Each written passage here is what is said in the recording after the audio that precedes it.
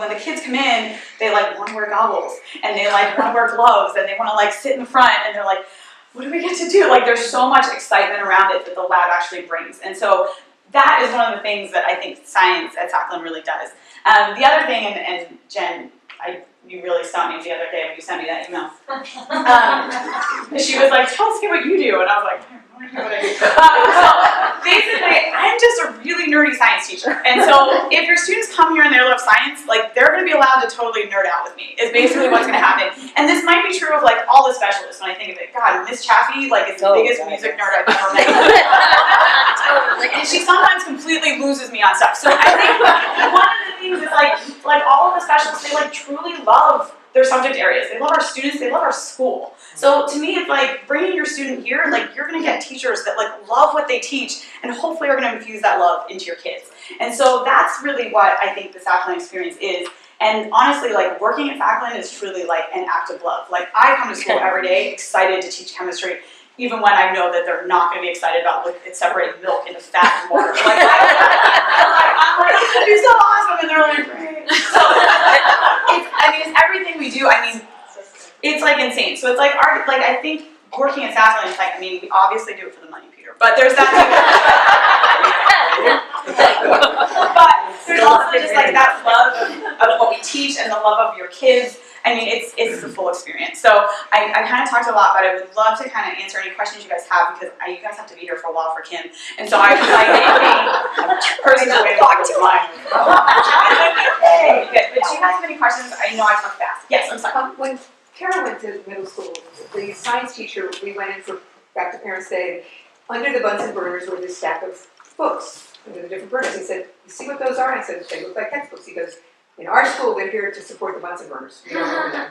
Oh, yeah, I didn't use textbooks textbooks for years. Yeah. And he was magnificent. What's your So it's actually really interesting. So I actually don't really hand out the textbooks very much. I have them and I follow a baseline curriculum through them to make sure I'm hitting all the standards that the kids need. The kids can have them as a reference, but for the most part, we do a lot more in-class discussion, note-taking, and lab-based. And so the students are constantly, and I actually told a lot of parents last night, like their labs actually count more than their tests do, because that's where they show me their understanding. So if they can take the notes and discussion we had and then apply that into the analysis of their lab, that's how I know they understand stuff. And so yes, if they can memorize vocabulary terms, awesome, but really I want to know that they're understanding the concepts more than anything else. And so they can always, now that Google's so accessible, they can always look up what photosynthesis is, but they may not always understand those processes. And so that's really what's important. Okay. So yeah.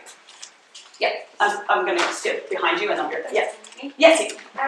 So I have two boys. They're young, like second and third grade, and they're both like they really like science. And unlike yourself, I'm not a science nerd. And so I find often that they're constantly coming home and they're like, well, Zoe told us that if you give us baking soda and water, we can create this. And I'm like, How can I bring science to our home in the capacity that I am able to? So so I get math and English and I can deal with that. I'm okay. how can I include science in there? Because if they really do like it, I just can't help them. Oh no, totally. So the one thing I would love to encourage is one, like a maker table in your house. So one, just have like a lot of materials where your kids can constantly build, make, create. That's one thing. Two, if they're more into like the chemistry side of the like fizzing, color changing kind of stuff, there's if you just Google kitchen chemistry, there are so many cool experiments you can do. You can put a bar soap in the microwave and it will like blow up. And it's actually using like an 8th grade chemistry idea of Charles Law, but I mean it'll make the soap go not more than a minute because I mean it's huge and kind of changes shape. But it's one of those great things. It's an easy experiment, things for the kids to do and explore and wonder why. And so if you just Google kitchen chemistry stuff, it's easy stuff for you guys to do at home. You could do like one a week or something. Be like, okay, that's going to be our chemistry day, and kind of go from there. But easy stuff for parents because there are people who maybe are not. I'm not excited about English, so I understand. No. So yeah, I would totally do that. And if ever you want ideas, I pretty much live at school, so you can draw it. Yeah. Sorry. So thank you for the presentation. Oh, It's so nice to see how inspired you are. It's like inspirational. for all Like of a little us. sleepy today. Can't even tell. I have a question. So clearly the Saklan students have an edge in many ways. Mhm. They have a lot of great resources. Can you speak to the transition from Saklan into the world of Sure. all the other kids, and how do they feel like they fit in? Do they feel like they're not challenged anymore? Yeah. Oh, what, did you want to jump on that? I could answer that after you answer that. Okay, so on a science level, I've had kind of weird mixed things. So when they go to public school, they usually start in like a biology class. And normally that goes pretty well, although I've heard that some teachers start with like a drawing animal class or something, and I'm like, I never taught that. And so I was like, I don't really know. And so that can be kind of strange for them to go into. I know a few at the private high school, they're starting physics, and that's what we ended with in 8th grade. So it's an easy kind of transition to go from there. It kind of builds on a little bit what they kind of initially got, so it wasn't too bad. And then there's been others where they go straight into biology and it's like pretty hardcore, and they've been doing pretty good with it. And so it just kind of depends on probably the teacher they get a little bit. Talking about just like how are they fitting in socially and things like that. There's always kind of a transition because we're a smaller school and we kind of go to a bigger school. And so that usually like that first month is probably trying to find their way. But typically after that, and Kim, maybe you kind of say that too. Normally by that point they're doing okay, but we also have some parents that are alumni that might be able to answer that a tad bit better too. Yeah, I would Yeah. say that basically the thing about Saklan is it teaches the kids to be very confident in their knowledge base, so that when they go into their high school science, at Bentley High School it was physics, she completely understood all of the concepts and had a solid ground basing, and was able to actually speak and represent herself, so that, you know, going forward, she was able to go into honors and whatnot. So she's, my daughter absolutely got all of the skills from these teachers in being confident in speaking about the knowledge. Well, yeah.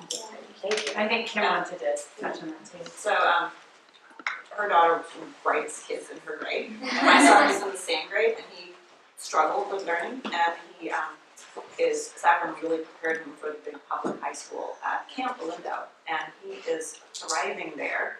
And I think one thing Saklan makes kids very competent in the depth of their knowledge, and they come out very, you know, confident. And he's able to, I mean, the choir, the music program here, he's in choir and the play, and kids here get a chance to, I probably, public speaking is one of the biggest things, and you know, being confident in himself. So we found the transition to from 15 kids to 300 in the grade, pretty smooth.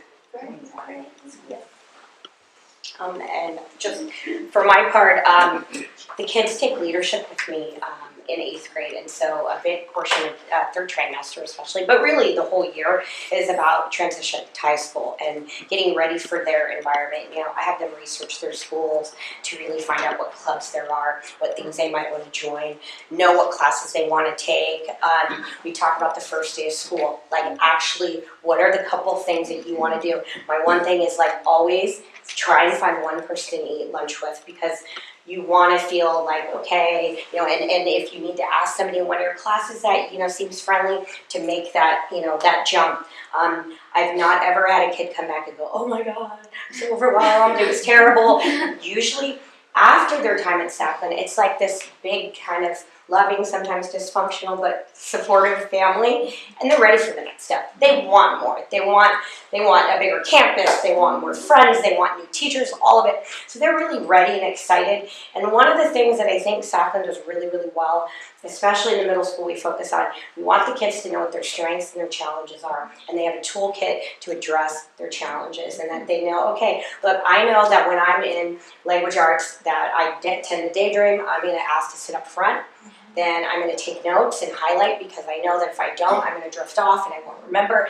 So that they have, for each class, that they kind of have this toolkit.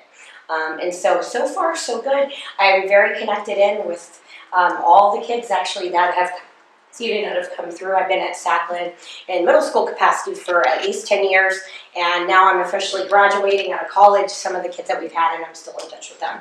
So it's kind of cool. I wish I could somehow quantify it, or I've tracked them a little more seriously, and Carol Goldman, the development director, is trying to help me so we can kind of track the kids. What are they going into? How are they faring? Like, how it's their happiness factor, what sort of professions are they going into. We have one young man who is really trying to come back and be a humanities teacher at Saklan. And so he's getting some teaching experience, and I'm hoping when I'm ready to phase out, he might be ready to phase in and work with Sam Prestiani, who was his favorite teacher. So stuff like that. So we're working on it. Like I said, our job is to make sure that we expose them to enough modernized new material that we're following the standards, and I'll get into that. And as long as we're all adhering to the standards and they're getting that quality education, that's what the minimum for public schools and private schools. You all have to be on this level, and so we're very aware of that, and that's part of my job as curriculum person.